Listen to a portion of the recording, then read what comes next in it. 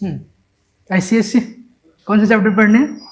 हाँ, मतलब उसी से स्टार्ट करते हैं, क्योंकि जो भी इसके बाद चैप्टर होंगे ना, बिना अगर सेल क्लास 9th में ही पढ़े ही है, क्लास 9th में ही पढ़े ही है ना सेल, ठीक है, हाँ, क्लास 8 में भी पढ़े, 8 में भी पढ़े, कोई बात नहीं।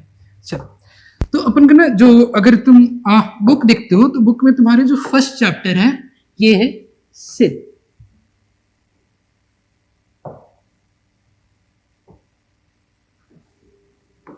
सेल, ठीक है, द स्ट्रक्चरल एंड फंक्शनल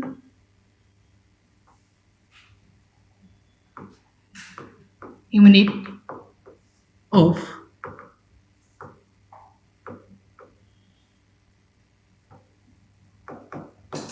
हुआ क्या,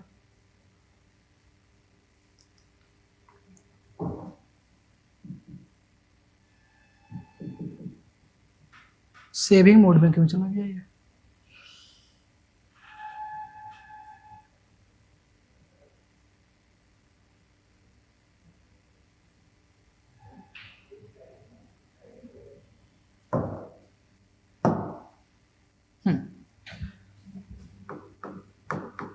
ऑफ लाइफ, यही ना, क्या बोल रहा है? कोई बात नहीं, मैं दोनों यूज करता हूँ, तुम टेंशन क्यों ले रहा है, ठीक है। तो अपन के बुक में तुम तो जनरल कभी, मतलब कि तुम स्टार्टिंग फ्रॉम द क्लास 7 से पढ़ते आ रहे हो कि सेल क्या होता है, what is the cell? Cell is the structural, basic structural and functional unit of life, यही ना। चलो थोड़ी सी तो ना अपन के माइंड ओपन करते हैं।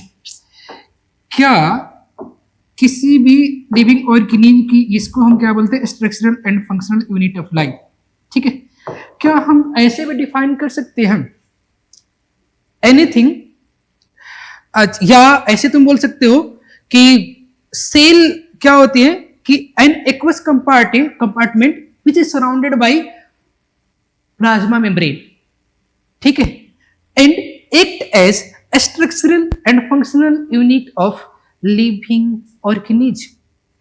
तो उसे भी हम सेल बोल सकते हैं क्या?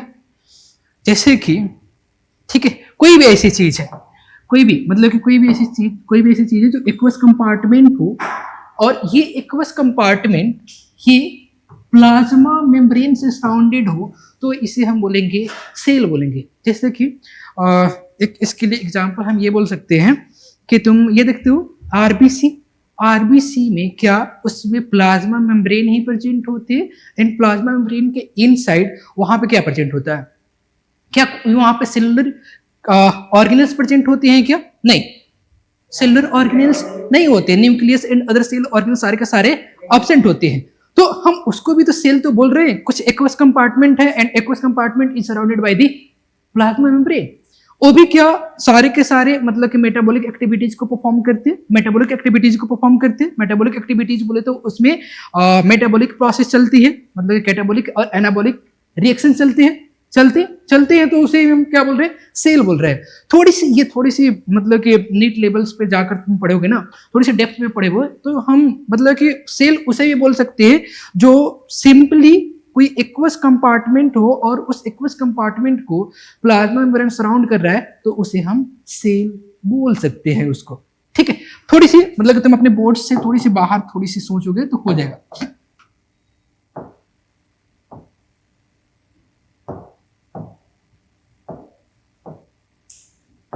ठीक है, कोई बात नहीं। तो सेल को हम कुछ इस तरह से भी डिफाइन कर सकते हैं कि सेल क्या होता है? सेल इज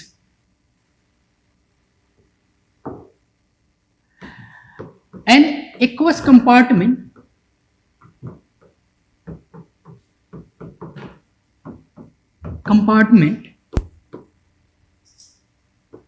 surrounded by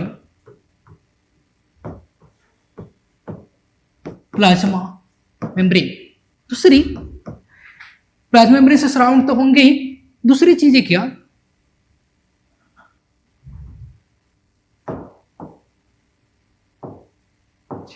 ये क्या करें? एक as structural and functional unit of cellular organism, तब हम इसको सेल बोल सकते हैं।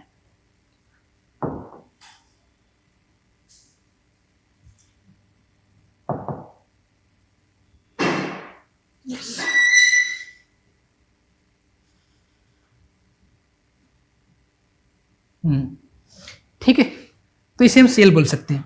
अब आ जाओ, थोड़ी सी चीजें और देखते हैं।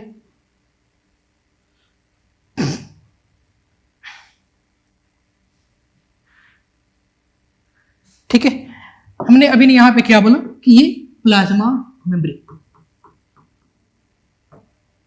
ठीक है, प्लाज्मा मेम्ब्रेन। ठीक है, प्लाज्मा मेम्ब्रेन के लिए क्या पढ़ते हो? प्लाज्मा मेम्ब्रेन ये डबल लेयर होते हैं या सिंगल लेयर होते हैं? Plasma membrane is a single unit layer होते हैं। सिंगल यूनिट लेयर ही होती है ना? यस। प्लाज्मा मेम्ब्रेन क्या होता है? Plasma membrane is a single unit membrane, layer नहीं बोलेंगे, मेम्ब्रेन बोलेंगे। ठीक है, दूसरी चीज है कि ये प्लाज्मा मेम्ब्रेन होता क्या है कि ये लिपिड बाइलेयर होते हैं। लिपिड बाइलेयर ही होते हैं ना? बिल्कुल, ठीक है, लिपिड बाइलेयर होते हैं। ये क्या हुआ? Yes, plasma membrane is a single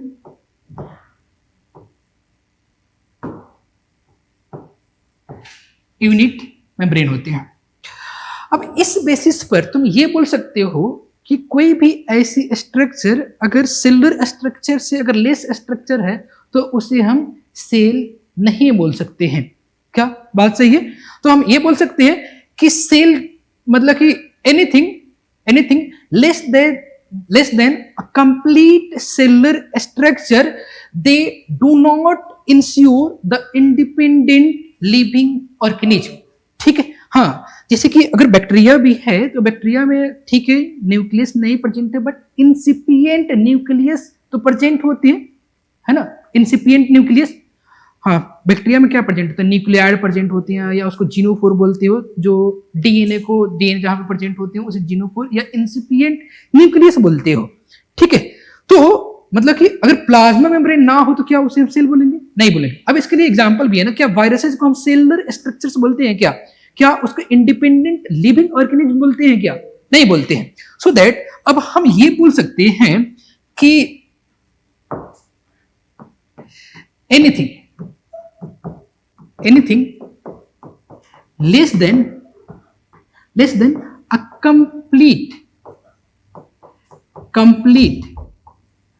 cellular structure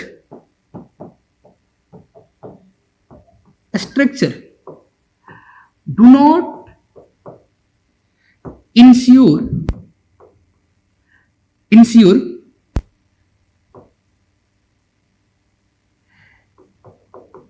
independent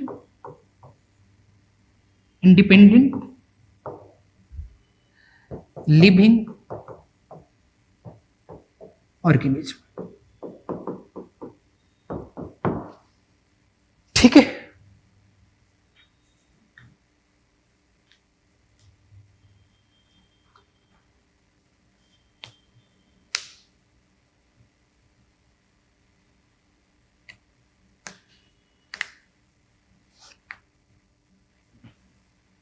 समझ में आ रहा है?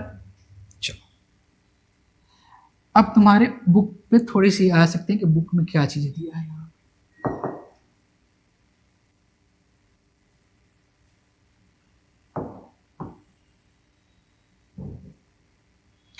ठीक है, बुक में क्या दिया हुआ है? तुम बुक में एक ही डिफिनेशन पढ़ते हो कि सेल क्या होते हैं। Cell is the basic fundamental structural and functional unit of life. यही पढ़ती है ना डेफिनेशन सेल की? यही पढ़ती है ना सेल क्या होता है? Cell is the basic structural and functional unit of life. ठीक है, कोई भी लिविंग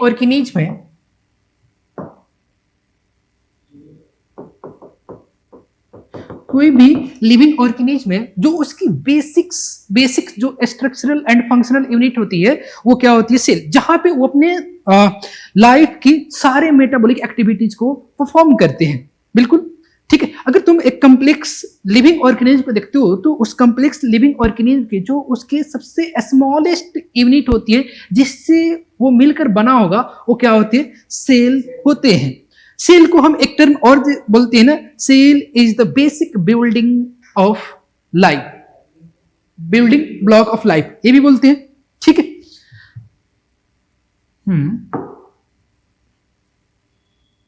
अब अच्छा इसके ना कुछ डिस्कवरी पे बात करते हैं, क्योंकि हाँ तुम्हारे ये में नहीं दिया होगा डिस्कवरी वगैरह, सेल की डिस्कवरी, हिस्ट्री वगैरह के डिस्कवरी के बारे में कौन किसने किया था, दिया है क्या?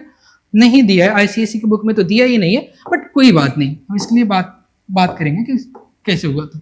ठीक है, डिस्कवरी। ठीक है, तो सेल को अगर हम बात करते हैं ना, किसने सेल को डिस्कवर किया, तो तुम पढ़ते आ रहे हो क्लास 6 से कि रॉबर्ट हुक ने डिस्कवर करे थे। ठीक है, रॉबर्ट हुक ने किस टाइप के सेल्स को डिस्कवर करे थे? हाँ, dead cells, plant cell wall and cork cells को ये डिस्कवर करे थे। कैसे करे थे? तो यस, हाँ, oak tree, yes, oak tree के उसके बार्क को रिमूव करे, इन बार्क को रिमूव करके स्मॉल स्लाइसेस लिए और उस स्लाइस को जब अपने सेल्फ मेड माइक्रोस्कोप में ऑब्जर्व किए तो उन्हें देखने को मिला हॉलो कैविटी देखने को मिला, और उस हॉलो जो हेक्सागोनल हनीकॉम्ब लाइक स्ट्रक्चर्स थे, इसी को इन्होंने क्या बोला? सेला बोला था, सेला। बाद में उसी को सेला टर्म को बाद में बोला गया कि ये क्या है? ये सेल है। क्योंकि सेला मीन्स क्या होती है? सेला, ये जो सेल टर्म है ना, सेल, ये एक लैटिन वर्ड से डिराइव्ड होते हैं, और सेल मीन्स होता क्या है? लिटिल रूम या कंपार्टमेंट। ठीक है, एग्जैक्टली इनको यही क्या देखने को मिला? एक लिटिल कंपार्टमेंट देखने को मिला, और इसी लिटिल कंपार्टमेंट को इन्होंने क्या बोला? सेल बोला। ठीक है, तो फर्स्ट कब इन्होंने डिस्कवर किए थे सेल को?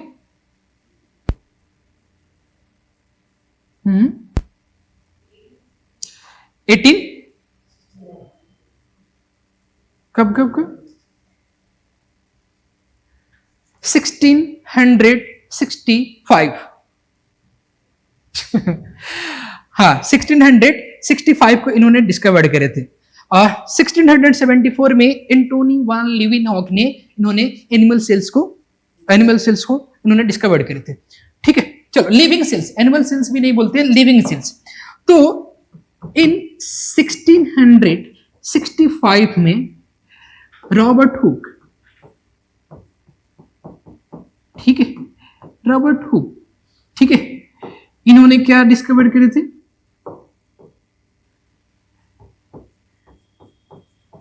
Dead plant cell. ठीक है, या तुम ये भी बोल सकती हो कॉर्क सेल को डिस्कवर करे थे, या सेल वॉल। ठीक है, इसकी थोड़ी सी स्टोरी है कि कैसे उन्होंने किया।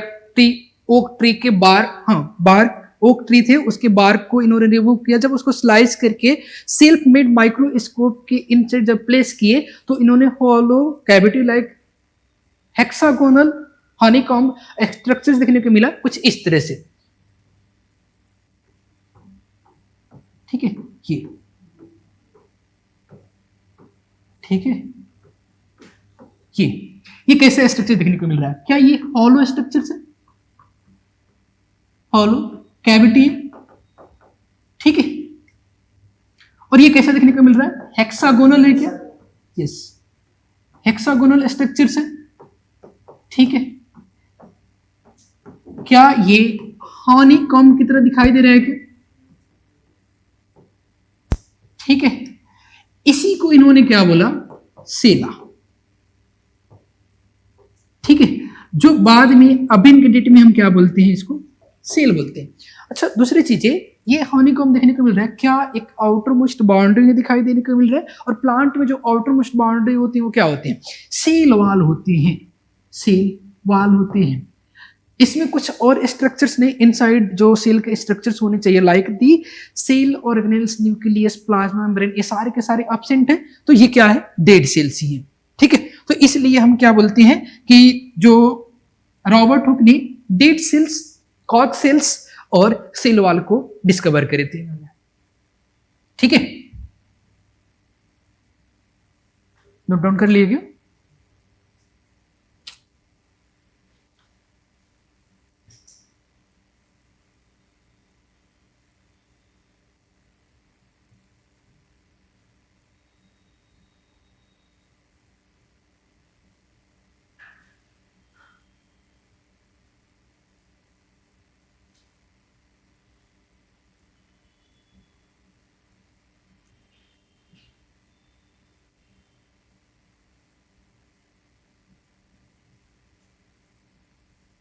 हो गया, डन। चलो, दूसरे साइंटिस्ट एक और थे जिनका नाम क्या था, यस, इन 1674, 74 ही ना, हाँ 74 ही, क्या हुआ, ठीक है,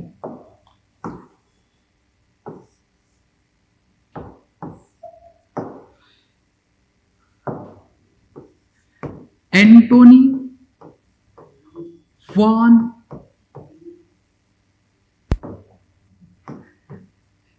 लीवेनहॉक, इन्होंने क्या डिस्कवर करे थे, लिविंग सेल्स को डिस्कवर करे थे। कैसे, इन्होंने पॉन्ड वाटर को, ड्रॉप ऑफ पॉन्ड वाटर को सिल्क मेड माइक्रोस्कोप के इनसाइड जब रखा तो उसमें देखा कि एनिमल किल्स, जो कुछ ऐसे मतलब कि एनिमल किल्स थे जिसमें मूवमेंट देखने को मिला, और इसी को इन्होंने क्या बोला, उस एनिमल किल्स को ही बोला लिविंग सेल बोला। ठीक है, तो ये, अच्छा ये तो चीजें यहां तक थी कि ये सेल्स के डिस्कवरी को लेकर। अब दूसरी चीजें यहां पे बात करते हैं कि सेल हाइपोथेसिस, सेल थ्योरी। ठीक है, अच्छा उससे पहले भी दो साइंटिस्ट थे, दो साइंटिस्ट ने वो सेल थ्योरी देने की कोशिश करे थे, जिनका नाम था, यस, मैथ्यू, हाँ, एम स्लीडन एंड टी स्वान। ठीक है, एम स्लीडन एंड टी स्वान ने इन्होंने सेल थ्योरी देने की कोशिश करे थे। एम स्लीडन, जिसको मैथ्यू स्लीडन बोलते हैं, एंड टी स्वान, जिसको थियोडर स्वान बोलते हैं। 1838 में एम स्लीडन ने, इन्होंने बताया, जो एक जर्मन बॉटनिस्ट थे, इन्होंने क्या बोला कि ये different type of the plant को स्टडी कर रहे थे, और इन्होंने बोला कि plants are composed of the different cells, different type of the cells. ठीक है, इन्होंने बोला कि प्लांट्स जो होती है वो different type of the cells से मिलकर बने होते हैं। ठीक है, फिर इसके बाद 1839 में जो T Schwann, M Schleiden and T Schwann, इन्होंने बोला कि इन्होंने डिफरेंट एनिमल सेल्स पर स्टडी कर रहे थे, और इन्होंने बोला कि जो एनिमल्स की सेल होती है, एनिमल सेल होती है, वो एक outermost cells, outermost boundaries से मिलकर बनी होती है, जिसको हम क्या बोलते हैं, प्लाज्मा मेम्ब्रेन बोलते हैं। और इन्होंने एक चीज और बोला, जो थियोडर स्वान थे ना, इन्होंने एक चीज और बोला कि प्लांट सेल में जो outer most, unique outer most boundaries present होते हैं, जिसको बोलते हैं, क्या बोलते हैं, सेल वॉल बोलते हैं। ये तो दो साइंटिस्ट, किसके किसके अभी नाम बताया हमने, कि एम स्लीडन। ठीक है, कब, 1838। ठीक है, इन्होंने क्या कर रहे थे, ये वर्क ऑन डिफरेंट प्लांट्स, ये डिफरेंट प्लांट्स पर वर्क कर रहे थे। ठीक है, और इन्होंने क्या बोला, plants are composed of different types of cell. ठीक है, different type of the cells से मिलकर बने होते हैं, जिसको बाद में यही बोला गया कि plant different type of the cells, that means ये different type of the tissues से मिलकर बने होते हैं। दूसरे साइंटिस्ट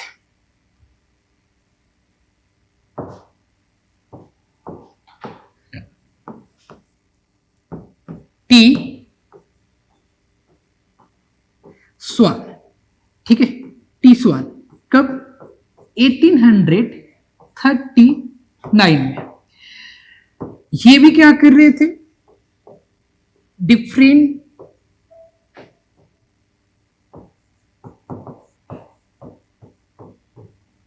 एनिमल्स पे ये वर्क कर रहे थे, ठीक है। और इन्होंने क्या बोला कि जो एनिमल सेल्स होती है ना, एनिमल सेल्स होती है ना, ये क्या होती है, एनिमल सेल्स में इसमें आउटर मोस्ट बाउंड्रीज प्रेजेंट होती है, उसे हम क्या बोलते हैं, प्लाज्मा मेम्ब्रेन, ठीक है। तो एनिमल सेल्स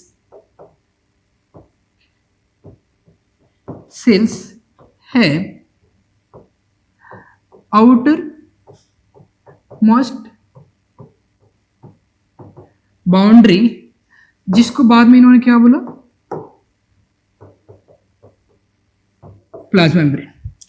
दूसरी चीजें इन्होंने एक और बात बोला कि plant cell have a unique property, ठीक है। और वो क्या होती है, सेल वॉल होते हैं।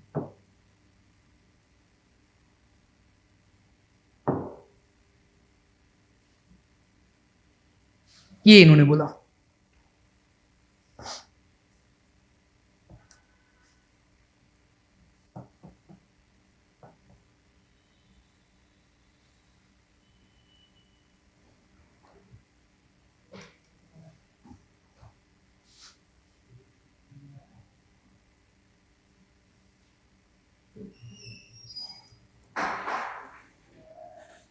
हो गया। अब देखो, इन दोनों ने मतलब कि एक सेल थ्योरी हाइपोथेसिस दिया, मतलब सेल थ्योरी हाइपोथेसिस दिया, बट वो एक्सेप्टेबल नहीं था, मतलब उसको एक्सेप्ट नहीं किया गया। इन्होंने ये बोल रहे थे कि all living organism are made up of the cells. ये तो ठीक बता रहे थे सेल अपने हाइपोथेसिस में, ठीक है, जितने लिविंग ऑर्गेनिज्म है सेल से मिलकर बने होते हैं, बट ये नहीं बता पा रहे थे कि जो सेल्स है, मतलब कि जो लिविंग ऑर्गेनिज्म में सेल्स है, वो कैसे आते हैं, कैसे बनते हैं, ठीक है। हाँ, तो इसी को अब मतलब सेल थ्योरी को देने के लिए, मतलब सेल थ्योरी और हाइपोथेसिस को करेक्ट करने के लिए मॉडर्न सेल थ्योरी जो अभी बोली जाती है, वो किसने दिया, रुडोल्फ विर्चो ने, ठीक है, रुडोल्फ विर्चो ने ये मॉडर्न सेल थ्योरी दी। और रुडोल्फ विर्चो ने, इन्होंने इसमें एक चीज करेक्ट किया, इन्होंने तो ये तो रुडोल्फ विर्चो इनके हाइपोथेसिस को कंसीडर किया ही कि इन्होंने ये बोला, इन्होंने भी इस बात को कंसीडर किया कि all living organism are made up of the cells and their product, cells और उसके प्रोडक्ट्स से मिलकर बने होते हैं। बट इसमें इन्होंने एक चीज और इसमें ऐड किया कि जो न्यू सेल्स है वो किससे अराइज होती है, प्री एग्जिस्टिंग सेल्स से अराइज होते हैं, क्योंकि ये चीज नहीं बता पा रहे थे एम्स लिडेन एंड टी स्वान ने अपने सेल हाइपोथेसिस में, ठीक है। जो उसके बाद में इसी को करेक्ट करने के लिए मॉडर्न सेल थ्योरी दी गई, और जो मॉडर्न सेल थ्योरी दिया वो किसने दिया, रुडोल्फ विर्चो, ठीक है। हाँ, मैं इनके जो हाइपोथेसिस थे, जो इन दोनों ने कंबाइंडली जो हाइपोथेसिस दिया था सेल के बारे में, उसको मैं नहीं लिख रहा हूं क्योंकि वो कहीं से तुमको पूछा भी नहीं जाता है, ठीक है। तो मॉडर्न सेल थ्योरी,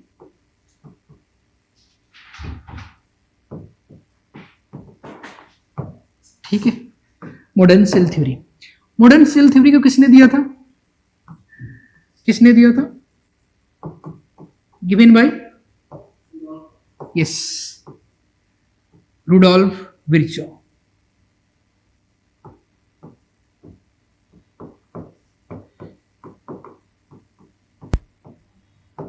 ठीक है, किसने दिया था? ये रुडोल्फ विर्चो ने दिए थे इसको। कब दिया था? किसी को आइडिया? क्लास 8th में भी पढ़े हो, 9th में पढ़े हो? 1855 में दिए थे। क्योंकि ये जो अभिन हमने पढ़े थे ना, अभिन एम्स लीडेन एंटी स्वान, जो अपनी अपनी ये हाइपोथेसिस दिए थे 1839 में, और दूसरी 1838 में, जस्ट इसके बाद दिए थे ये रुडोल्फ विर्चो ने 1855 में। तो ये क्या बोले थे? इन्होंने क्या बोले थे? All living organism are made up of cell and their product। ठीक है, दूसरी इन्होंने बोला था, हाँ, जो लैटिन में क्या बोला था? ओमनिस सेलुला ई सेलुला। हाँ, new sales arise from pre-existing cells। हाँ, प्री एग्जिस्टिंग जो पहले से है, तो जो पहले से जो प्रेजेंट है उससे न्यू सिंथेसाइज होंगे या बनेंगे, तो वो पेरेंट ही होंगे ना। ठीक है, तो इन्होंने दूसरी ये बोला था, new cells are arised from pre-existing cell। इसी के लिए जो लैटिन में बोला गया था, ये क्या बोला गया था? ओमनिस सेलुला ई सेलुला, जिसका मीनिंग क्या होते हैं? New sales arise from pre-existing cells। ठीक है,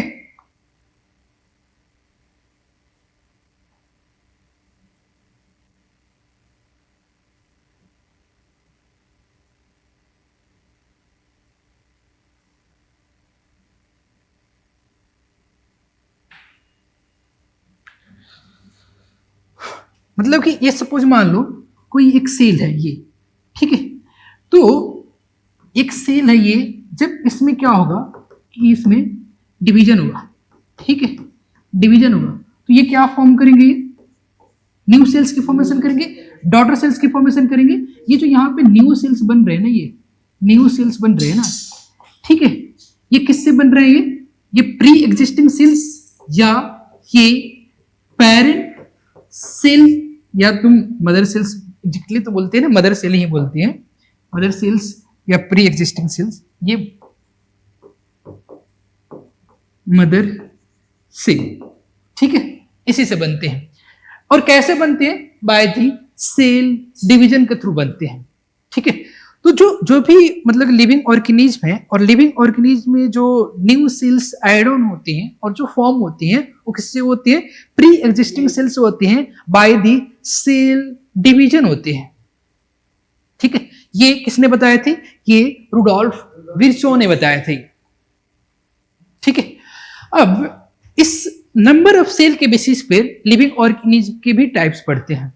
ठीक है, नंबर ऑफ सेल के बेसिस पे हम लिविंग ऑर्गेनिज्म के टाइप्स पढ़ते हैं। जैसे कि कुछ ऐसे लिविंग ऑर्गेनिज्म होते हैं जो सिंगल सेल से मिलकर बने होते हैं, और कुछ ऐसे भी लिविंग ऑर्गेनिज्म होते हैं जो multiple billion of the cell से मिलकर बने होते हैं, और वो क्या होते हैं? Multi cellular organism. तो अब ये बोल सकते हैं कि लिविंग ऑर्गेनिज्म में भी कितने टाइप्स के हो सकते हैं? 2 टाइप्स के, on the basis of the number of cells. ठीक है,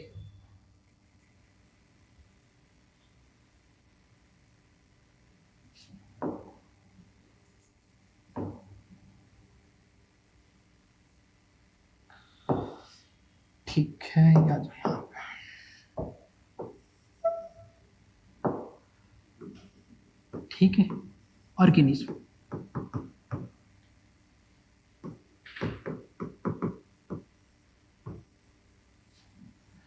कितने टाइप्स के होंगे? 2 टाइप्स के। किस बेसिस पर हम पढ़ते हैं? On the basis of, yes, on the basis of number of cell.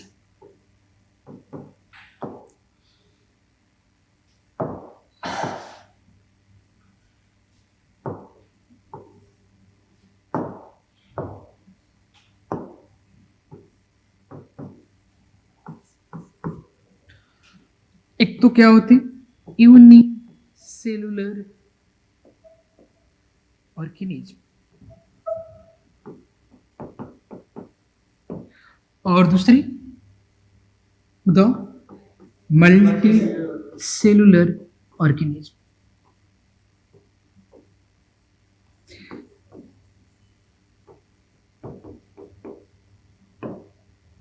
ठीक है। अब जो यूनिसेलुलर ऑर्गेनिज्म होते हैं, they are made up single cell.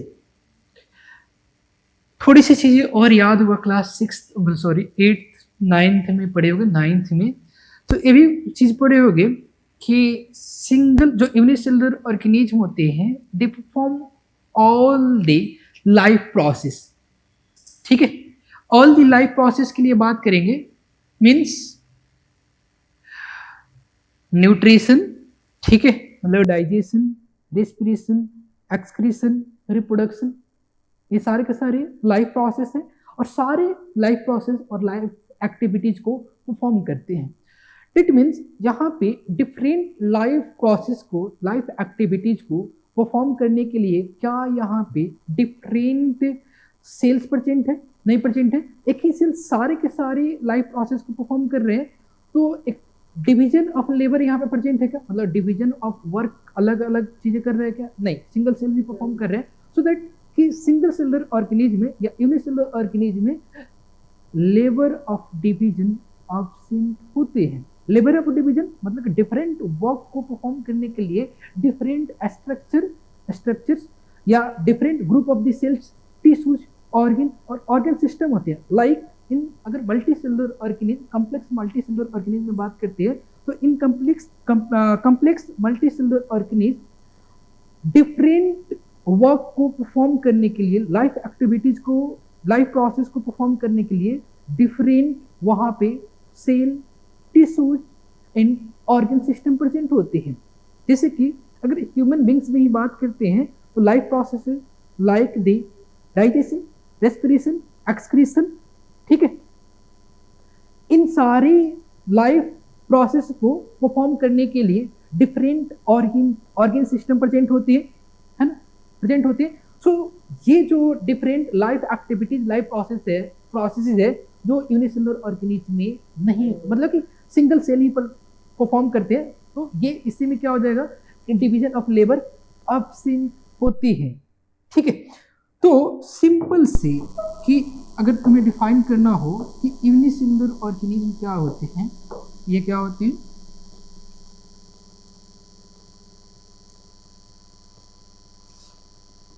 Single cellular organism made of unicellular organism made up of single cell।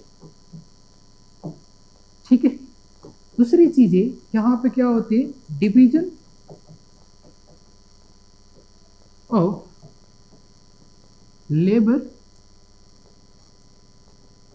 Is absent.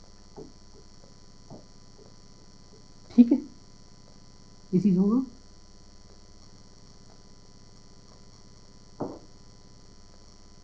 हम ये भी बोल सकते हैं कि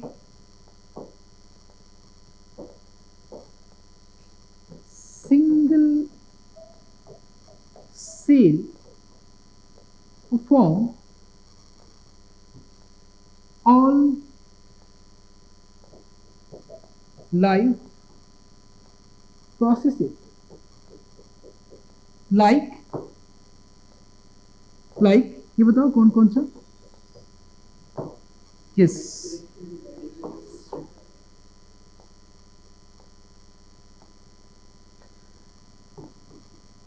कि न्यूट्रिशन,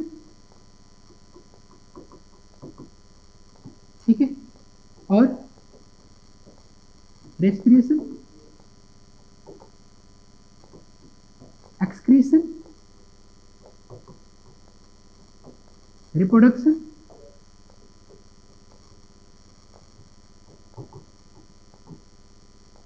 ठीक है। जैसे कि सपोज ये मान लो कि यूनिसेलुलर ऑर्गेनिज्म अमीबा है। अमीबा तो कुछ इस तरह से होता नहीं है। अमीबा कैसे होती, सॉरी, इरेगुलर शेप होती है ना, ऐसे होते हैं, ठीक है। अमीबा क्या होते हैं, यूकैरियोट्स होते हैं, प्रोकैरियोट्स, यूकैरियोट्स होते हैं, यूकैरियोट्स होते हैं अमीबा। हाँ हाँ, सिंगुलर सेलुलर होते हैं, यूकैरियोट्स होते हैं। अगर बात करो कि किस के मेंबर होते हैं, तो प्रोटोजोआ के मेंबर होते हैं, ये प्रोटोजोआ के मेंबर होते हैं। यूनिसेलुलर प्रोटोजोआ क्या होते हैं, यूकैरियोट्स होते हैं, तो न्यूक्लियस भी होते हैं, ठीक है। ठीक है, तो ये क्या करते हैं, जब भी इनको मतलब कि ये फूड्स को इनटेक करने होते हैं, तो ये स्यूडोपोडिया के थ्रू इनटेक करते हैं, इनगल्फ करते हैं, एंड सेल के इनसाइड इसकी डाइजेशन स्टार्ट हो जाती है। इसी सेल के इनसाइड डाइजेशन हो जाती है, फिर इसकी एब्जॉर्प्शन भी हो जाती है और एसिमिलेशन भी हो जाती है, मतलब कि एनर्जी की प्रोडक्शन भी हो जाती है, एंड जो residual part of the foods होती है उसको रिमूव्ड आउट भी कर दिए जाते हैं सेम सेल से। तो सारे के सारी जो भी यहाँ पे लाइफ प्रोसेसेस है, ये सिंगल सेल के इनसाइड हो रहे हैं, सो दैट यहाँ पे डिवीजन ऑफ लेबर एब्सेंट है। यहाँ पे दूसरी यहाँ पे मल्टी सेलुलर ऑर्गेनिज्म,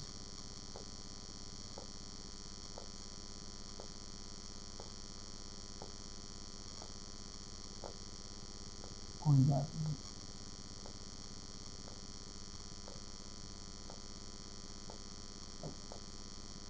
ठीक है। मल्टी सेलुलर ऑर्गेनिज्म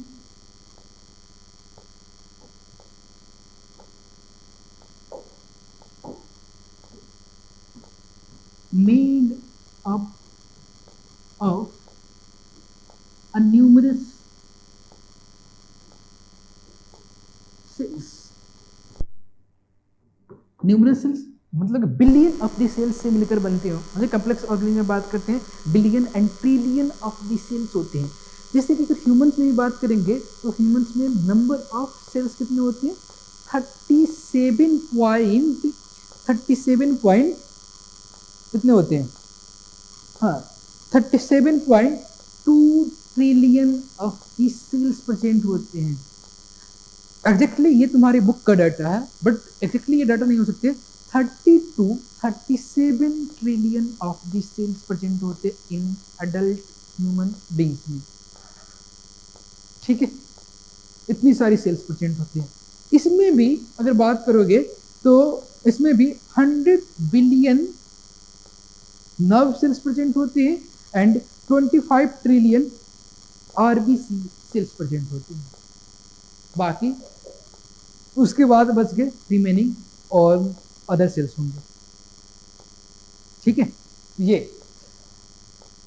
तो है ही। तो अब इतनी सारे सेल्स प्रेजेंट है, तो इस सेल्स हम पढ़ते हैं ना, जब मल्टी सेलुलर ऑर्गेनिज्म की बात करते हैं, जब उसकी ऑर्गेनाइजेशन की बात करते हैं, तो डिफरेंट लेवल ऑफ ऑर्गेनाइजेशन देखने को मिलते हैं मल्टी सेलुलर ऑर्गेनिज्म में। होती है ना, डिफरेंट लेवल ऑफ ऑर्गेनाइजेशन होती है। जैसे कि डिफरेंट लेवल ऑफ ऑर्गेनाइजेशन की लिए बात करेंगे, तो मल्टी सेलुलर ऑर्गेनिज्म में यहाँ पर देखते हो सेल्स और ग्रुप ऑफ दी सेल्स ये क्या फॉर्म करते हैं, टिश्यूज, ठीक है। टिश्यूज एंड डिफरेंट टिश्यूज ये फॉर्म करते हैं ऑर्गन, ठीक है। इन डिफरेंट ऑर्गन ये क्या फॉर्म करते हैं, organ system, and different organ system एक कंप्लीट ऑर्गेनिज्म की फॉर्मेशन करते हैं, ठीक है कि नहीं। तो अब जो यहाँ पे एक similar kind of the group of the cells होंगे, वो क्या परफॉर्म करेंगे, एक सिंगल फंक्शन को परफॉर्म करेंगे इन different kind of the cells, जो different kind of the tissues, वो जो ऑर्गन्स की फॉर्मेशन कर रहे हैं वो किसी पार्टिकुलर फंक्शन को परफॉर्म करेंगे, and different kind of the organs जो सिमिलर फंक्शन को परफॉर्म कर रहे हैं वो, ठीक है, वो एक टाइप के फंक्शन को परफॉर्म कर रहे हैं, एंड वो क्या हो जाएंगे, ऑर्गन सिस्टम हो जाएंगे, एंड डिफरेंट ऑर्गन सिस्टम ये मिलकर बनाते हैं ऑर्गेनिज्म की फॉर्मेशन करते हैं। सेल, टिश्यू, अब देख रहे हो कि यहाँ पे डिफरेंट फंक्शंस को परफॉर्म करने के लिए डिफरेंट यहाँ पे मतलब थिंग्स प्रेजेंट है, ठीक है। तो ये अब क्या देखने को मिल रहा है यहाँ पे, डिवीजन ऑफ लेबर्स प्रेजेंट है। जैसे कि एक चीज आवाज और इसी पे बात करते हैं, अगर इंडिविजुअल सेल को देखते हो तो हमारी रेस्पिरेटरी ट्रैक्ट में different type of cells present होते हैं, ठीक है। जैसे कि एक गॉबलेट सेल तुम सुने होगे, गॉबलेट सेल म्यूकस सेल्स जो म्यूकस का सिक्रेशन करती है, तो उसकी एक पार्टिकुलर फंक्शन है कि म्यूकस की सिक्रेशन करेंगे, ठीक है। अगर वही बात करेंगे एपिथेलियल टिश्यूज की बात करेंगे जो कैब, हाँ एपिथेलियल टिश्यूज को, तो एपिथेलियल टिश्यूज का फंक्शन क्या होते हैं, ये तो जो आउटर मोस्ट बॉडी पे एपिथेलियल टिश्यूज प्रेजेंट है प्रोटेक्शन करते हैं, ठीक है, from the chemical and the mechanical stress से प्रोटेक्शन प्रोवाइड करते हैं। जबकि जो इनर लाइनिंग जो बॉडी कैविटीज पे प्रेजेंट होते हैं टिश्यूज, एपिथेलियल टिश्यूज प्रेजेंट होते हैं, उसको उस बॉडी कैविटीज को लाइनिंग करते हैं, है कि नहीं। तो अब फिर उसके बाद अदर भी टिश्यूज की बात करो, connective tissues, muscular tissues, nervous tissues, इन सारे की अपनी अपनी फंक्शन है, तो है कि नहीं। यहाँ पर डिवीजन ऑफ लेबर देखने को मिलते हैं, मल्टी सेलुलर ऑर्गेनिज्म देखने को मिलते हैं, ठीक है। ऑर्गेन डेट मीन्स यहाँ पे मल्टी सेलुलर ऑर्गेनिज्म में क्या देखने को मिलेंगे, डिवीजन ऑफ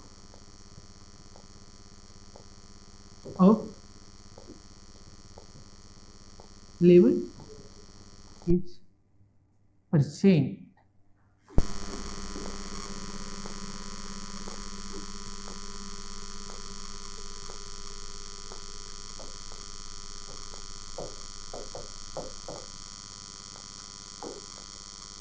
कभी स्लो भी हो जा रहा है क्या,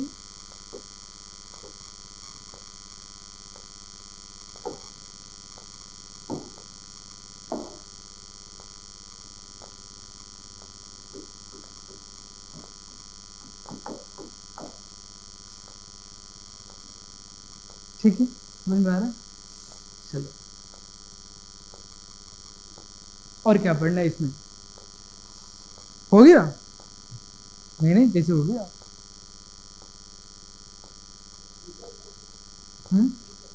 हाँ तो क्या हो गया, कितना ही पड़ेगा,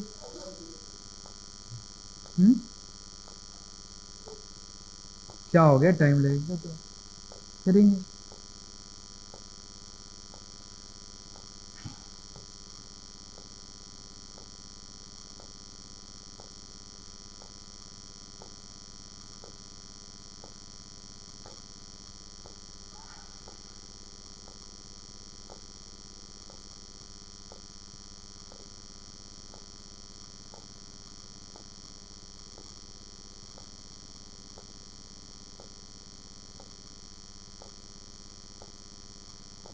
चलो अब एक चीज हम देख लेते हैं यहाँ पे, सेल और सेल के, एक सेल के इनसाइड कौन कौन सी चीजें प्रेजेंट होते हैं। जैसे कि अगर हम एक प्लांट सेल्स को लिखते हैं, प्लांट सेल्स को देखते हैं, तो अगर प्लांट सेल से उसके हम सेल वॉल को अगर रिमूव कर देंगे, प्लांट सेल से अगर सेल वॉल को रिमूव कर देते हैं, तो जो रिमेनिंग पार्ट्स प्रेजेंट होते हैं वो क्या होते हैं, प्रोटोप्लास्ट। प्रोटोप्लास्ट भी ये दो कंपोनेंट से मिलकर बने होते हैं, प्रोटोप्लास्ट एंड दी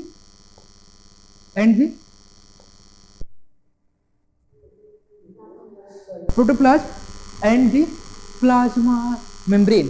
अब प्लाज्मा प्रोटोप्लाज्म को ये बात करते हो, plasma protoplasm is also made up किससे, cytoplasm and the nucleus. Cytoplasm is also made up किससे, cell organelles and the cytosol, ठीक है। अब ठीक है, साइटोसोल।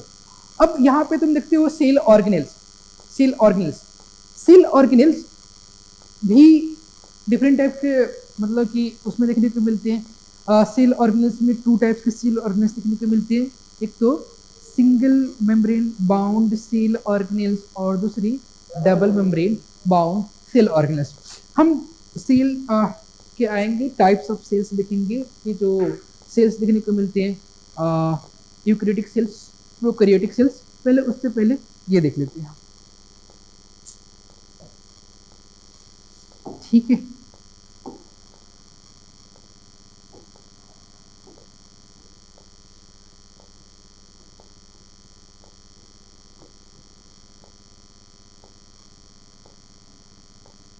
प्लांट सेल, अगर तुम एक सेल को देखते हो ना, सेल को देखते हो, एक सेल को, प्लांट सेल्स को, तो प्लांट सेल्स को मतलब कि इसको हम देखेंगे तो ये दो चीज से मिलकर बने होते हैं, दो कंपोनेंट होते हैं इसमें, एक तो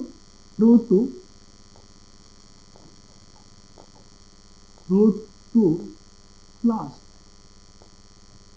और दूसरी क्या, सेल वॉल, ये होते हैं, ठीक है।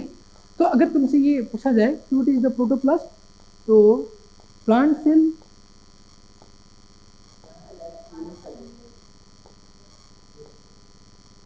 हाँ, ठीक है, या simply plant cells minus cell wall, तो क्या बच जाएंगे, ठीक है, प्रोटोप्लास्ट। हाँ, क्या बोलता, क्या बोल रहे हैं, नहीं ना,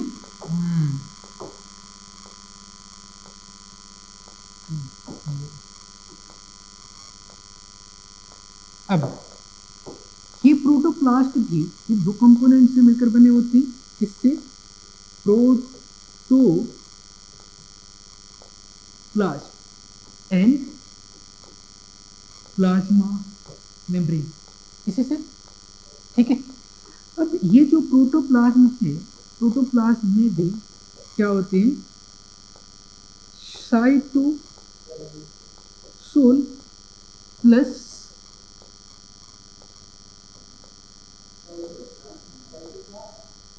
सही है, थैंक यू, हाँ ये सही है,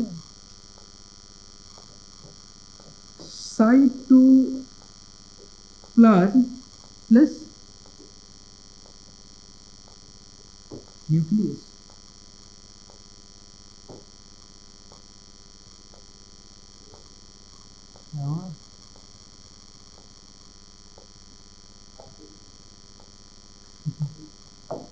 हाँ कभी कभी स्लो हो जा रहा है, कोई बात नहीं, ठीक है।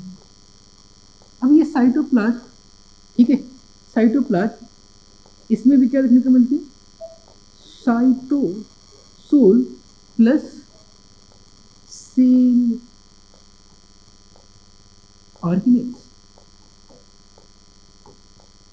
अच्छा, ये साइटोसोल क्या होती है, हाँ हाँ, साइटोसोल्स क्या होती है, फ्लूइड मैट्रिक्स होते हैं, ठीक है, फ्लूइड मैट्रिक्स होते हैं ये साइटोसोल, ठीक है।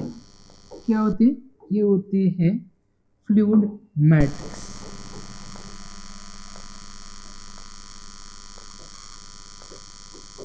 ठीक है, फ्लूइड मैट्रिक्स। अब ये जो सेल ऑर्गेनल्स हैं, सेल ऑर्गेनल्स भी तुम्हें टू टाइप्स के सेल ऑर्गेनल्स देखने को मिलेंगे, और ये कौन कौन से होते हैं, ये होते हैं सिंगल सेल बाउंड ऑर्गेनल्स, ठीक है, और दूसरी कौन सा,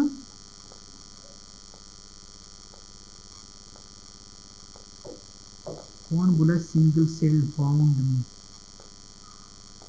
बहुत पिटे जाएंगे, सिंगल मेम्ब्रेन बाउंड ऑर्गेनल्स, ठीक है, और दूसरी कौन सी आती है, डबल मेम्ब्रेन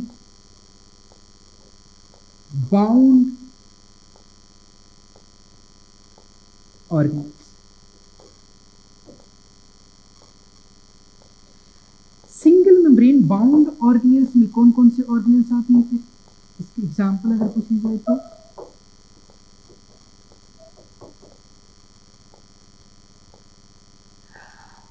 तो बताते जाओ।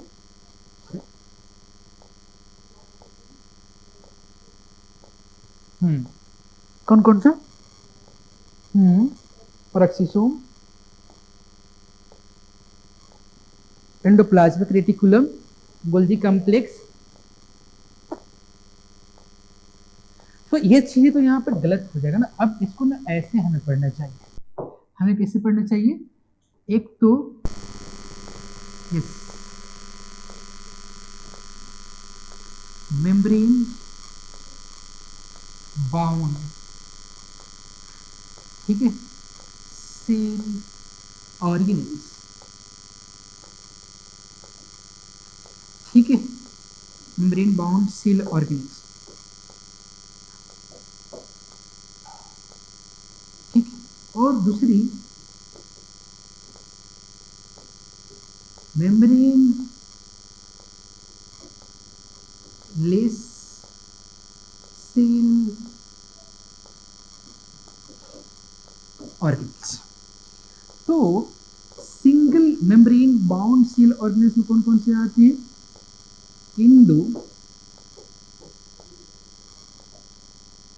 एंडो प्लाज्मिक रेटिक्यूलम, और बताओ। Yes, Golgi apparatus. हाँ, और बताओ। यस,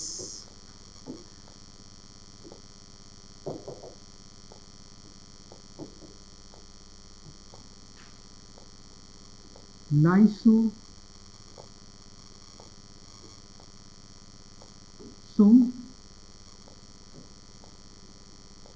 ठीक है, और बताओ। पर ऑक्सीसोम, और भी है। हाँ बोल बोल, नहीं तो बोल ना, कोई दिक्कत नहीं है, बोल ले। क्या? Yes, vacuoles. क्यों नहीं होगा? बिल्कुल होगा,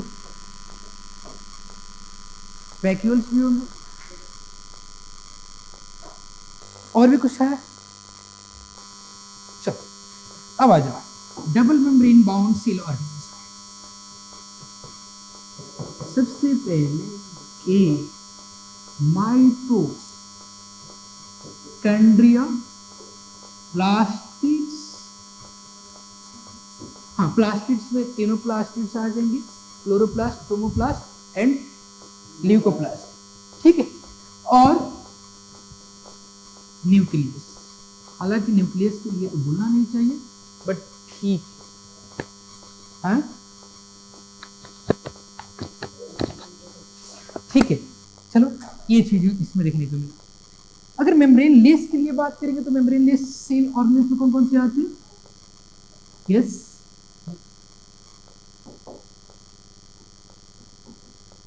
राइबोसोम एंड सेंट्रोसोम, ये आएंगे, ठीक है।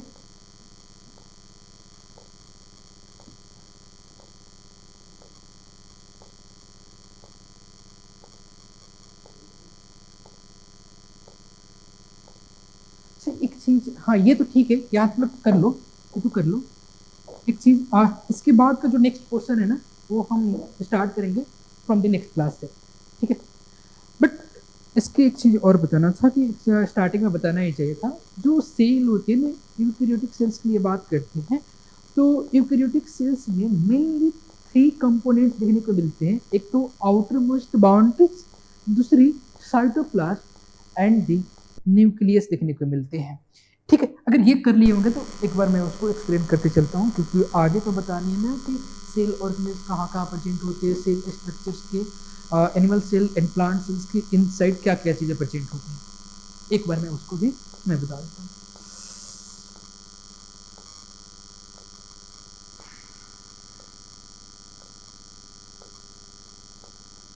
हो गया बस।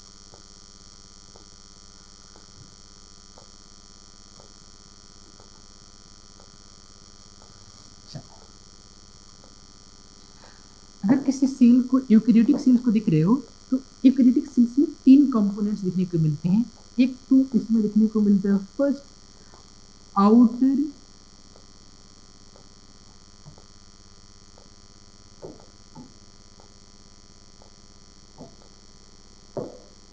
मोस्ट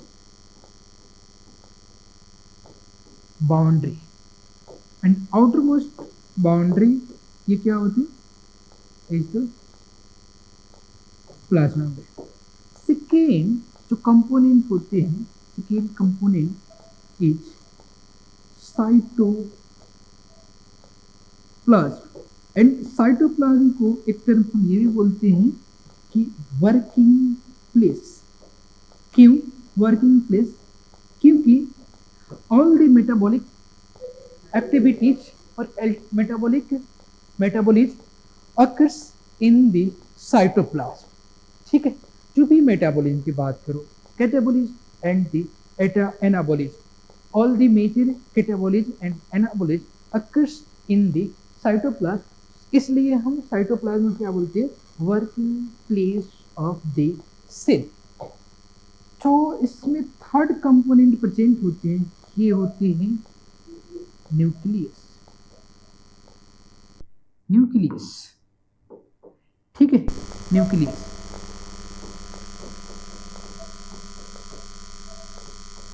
ठीक है, न्यूक्लियस के लिए हम ये भी इसके लिए टर्म यूज करते हैं कंट्रोलर।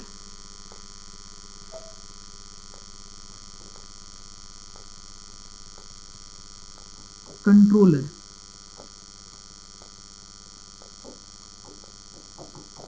यूनिट ऑफ सेल, या इसके लिए एक और हम ये भी टर्म यूज करते हैं, उत्तम इतना स्लो क्यों चल रहा है? हाँ?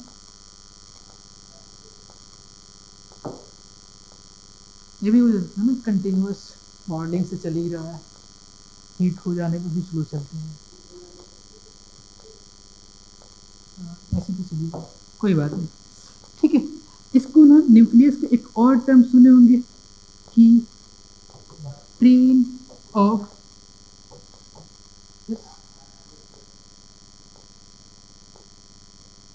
ठीक है, ब्रेन ऑफ सेल्स ये भी बोलते हैं क्या? Controller unit of the cells, क्योंकि जितने सारे मेटाबॉलिक एक्टिविटीज होती हैं उस मेटाबॉलिक एक्टिविटीज को कंट्रोल कौन से करते हैं? Nucleus, because nucleus contains the DNA, and जो डीएनए पे क्या प्रेजेंट होती है? जीन प्रेजेंट होते हैं, एंड जीन से ही सारे का सारे प्रोटीन एंड एंजाइम्स सिंथेसाइज होते हैं। ठीक है, सो इसलिए हम न्यूक्लियस को क्या बोलते हैं? Controller of the cells and brain of the cells. ठीक है, इतना तक कंप्लीट है। तो नेक्स्ट क्वेश्चन इसको हम नेक्स्ट क्लास में कंप्लीट करें। ठीक है, हाँ चलो ठीक।